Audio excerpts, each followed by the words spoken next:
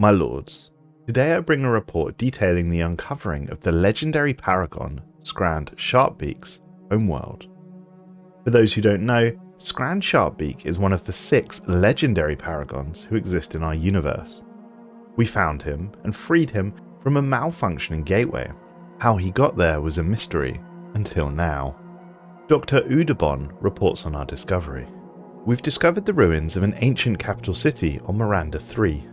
Given its size and scale, this was likely the capital or central administration hub of a major spacefaring civilization. A full excavation will be necessary to properly determine its origin. Grand sanctums and ruined temples dot the landscape of the capital world. A deeper exploration has revealed that this civilization was destroyed here more than 500,000 years ago. This data is based on the discovery of several remarkably well-preserved murals. The inhabitants appeared to have been avian in biology, and a rough translation of their language indicates that they called themselves the Kazora. Further excavation has resulted in a startling discovery. We found a chamber so massive it could house one of the planet's smaller mountains. Despite the awesome scale, this grand hall served no apparent function, with only a single means of entrance and egress. Roughly spherical, the chamber walls show strong evidence of dimensional warping. It's reasonable to conclude that the chamber was built around a wormhole or some other subspace portal. A mural at the edge just outside the hall indicates that the planet was once called Skravird. We've been working on site for several months now, and we've established that the Kazora were not native to our dimension. It appears that they arrived through a portal of some kind. They found themselves adrift in a strange alien galaxy. Much later, the Grand Hall was built around their arrival site. The few remaining records indicate that they viewed themselves as the arbiters of great and mystical powers. The supreme leader, known as the Yakura, was believed to be a single individual reincarnating into a new body with each generation. Beneath the Grand Hall, we unearthed the remains of several such rulers. Interestingly, the earliest possessed a genetic structure that was quite different from those that followed it. It would seem that the journey to this universe impacted the Kazora's very DNA, which resulted in the emergence of a double set of eyes. The Kazora started out as refugees in our universe. Nevertheless, the records discovered near the Grand Hall show that they quickly established themselves into a powerful interstellar empire. For many generations, it appeared that they enjoyed a golden age, and their people prospered, and the ability and supremacy of the Kazora went unquestioned. Then a menace appeared. A foe unlike any they had encountered before, this nameless enemy seemed obsessed with their destruction. The Kazora's greatest sages, the greatest psionics they had, stood powerless before this indomitable threat. Their mighty magic was rendered useless. We have uncovered a cache of records that offers clues as to the fate of this empire. Commanding their navy's flagship was a legendary admiral, a great hero of his people. Before the alien menace could achieve a final victory, he and his crew were sent on a last, daring mission in a bid to outflank the enemy. They entered an untested gateway. The ship and its crew were never heard from again. What happened to them remains a mystery, until now. Of course, my lords, we know that this ship was indeed still out there, and we know what happened to Skrand. Regarding the story of how we freed Admiral Skrand, and the events following, I shall detail it for you now. Skrand's story begins with a deactivated gateway. We detected a gateway in the Damoon system. Like any other gateway, we went about attempting to activate it, and despite its age, the device formed a stable subspace conduit that was fully traversable. Unusually, we were detecting energy readings similar to those that occur when entering or exiting a gate, but there was no evidence of a ship in transit. However, shortly after we reactivated the gate, a hulking ship emerged at great speed. Its sheer scale unlike anything we had seen before. Military forces had been put on high alert. The unknown vessel is not responding to our hails, but given the fact it appears completely disabled, we will not engage it for now. Investigation and attempts to open comm channels continue. Unfortunately, our investigation into the giant space hulk has not yet yielded many answers. We have been able to decipher some of the data that we recovered when the gate first opened. It appears that the ship has been stuck inside the gate for an unknown and possibly incredible length of time. To find out more, we will need to board the ship, and as it is a military vessel, we suggest sending in a special operations unit. The unit was quickly assembled, and soon after boarding the vessel encountered a group of uniformed aliens, who were quite startled by the sudden appearance of our troops. Many were quick to draw weapons, but thankfully, due to the elite training of our troops, a firefight was avoided, and amidst the alien group, their commander called for calm. He explained that the ship is in need of emergency repairs, and once all systems were operational, he and his crew intended to return home to their home planet, Skravird. Dressed in full military regalia, the ship's captain certainly cut an impressive figure. The ship's crew speak of him with great reverence, and the force of his personality is palpable even to our own people.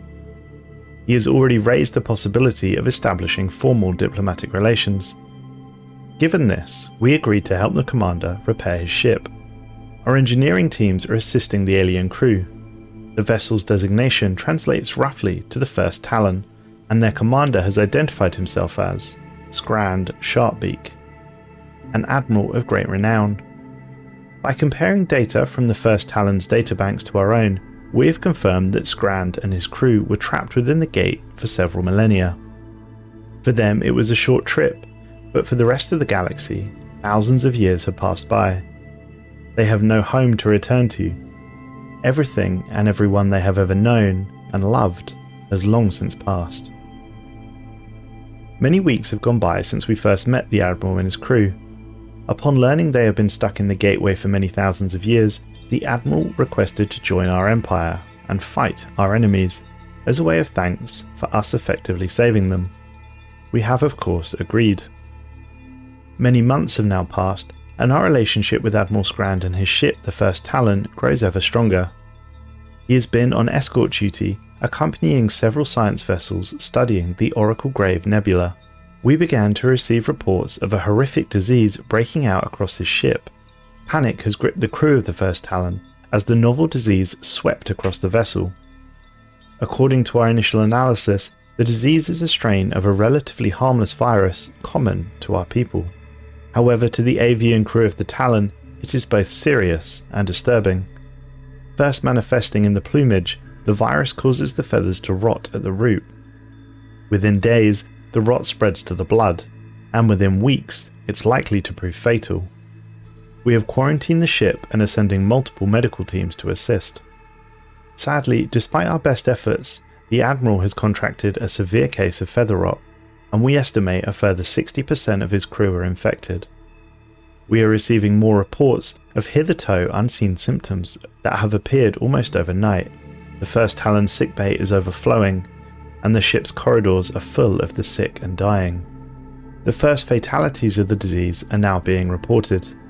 The avians aboard the ship remain unable to fight off the infection on their own, and unless we can find a cure, we estimate a mortality rate of almost 95%. Almost the entire ship's crew will be dead within days. I'm pleased to report after days of frantic work, we were able to administer a successful treatment to the crew of the first Talon. Medical teams are now swarming the ship, inoculating the sick and infected. We suspect the crew and the Admiral will take many months to recover, but a full recovery is indeed expected. Physically, at least. It has now been several years since we found the first Talon stuck within the gateway. Our personnel have worked hard to foster relations with the Admiral and his crewmates. This effort in cross-cultural exchange is beginning to bear fruit.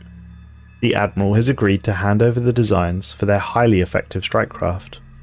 We hope that this could lead to a great leap in our understanding of space combat. Decades have now passed since we first met the Admiral, and recent developments in genetic engineering may enable us to repopulate Admiral Skrand's species. We may lack the genetic diversity to make them fully capable of reproduction, but filling in the gaps with compatible genes should get the job done. All that is required to get started is adequate funding and the Admiral's permission. The Admiral appeared mostly non-committal regarding the project. We think he assumes it holds little hope. Nevertheless, we have begun the endeavour. The avian DNA is far more rigid than expected. So much so, it's been necessary to splice genes from other avian species. The approach is not ideal, but we hope it will allow us to finish the job. Our efforts to replicate Skrand's DNA have been more or less successful. Although their appearance is identical, the genetic makeup of the clones is different enough from Skrands that they constitute a new species. We are told that they have taken to calling themselves the Talons. Skrand had little to say about these clones. He stated, "I saw the result of your genetic experiment. The clones are far from perfect, but nevertheless I am grateful for your attempt.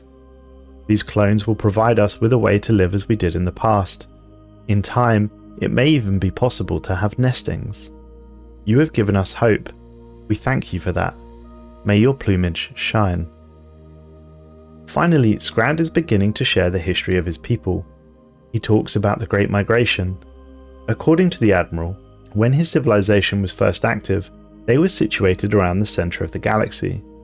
However, many dangerous empires occupied that region of space. His species believed it would be much safer towards the galactic rim, and as such, the Great Migration began. Eventually, after many centuries, secure along the galaxy's outer rim, Admiral Skrand's kin enjoyed both peace and prosperity. Having traded vigilance for comfort, they were unprepared for the coming menace. They were attacked without warning. No wings unfurled, neither talon or beak flashed in combat. The faceless invaders bombed the avian worlds. In their wake, they left only death. I speculate, my lords, but I believe the Admiral is describing the extra-dimensional invaders we know as the Unbidden. In any case, the histories continued. The Skravird's government collapsed, its economy laying ruins, but the valour of its people was undiminished. Far from the front lines, a project was hatched. A ship would be built unlike any that had come before. Its sheer scale was truly awesome to behold, and it was placed under the command of one of their last admirals. A young and untested Skrand Shartpbeak went to war. Soon his people would hail him as Menacebane, first claw of the Skravird people. The first Talon, first and last of its line, cut through the enemy ranks. Battle after battle was won by the cunning and valour of its crew and their commander. Alas, the flight was short-lived. No ship, not even one as mighty as the Talon, could turn the tide of war on its own. In desperation, the Admiral and his officers planned to sacrifice themselves in the last defence of their homeworld. In a daring bid to outflank the enemy, Skrand led the Talon into an untested gateway. Sadly for his people, neither he nor the Talon were ever heard from again, until millennia later, when we rescued them. And thus ends the story of Skrand Shartpbeak, the Grand Admiral and commander of the first Talon. And there it is, my lords, a rare mystery solved. However, one unanswered question remains. Who were these invaders? As previously mentioned, I suspect it was the Unbidden, given that the Kazora entered from another dimension and were psionic.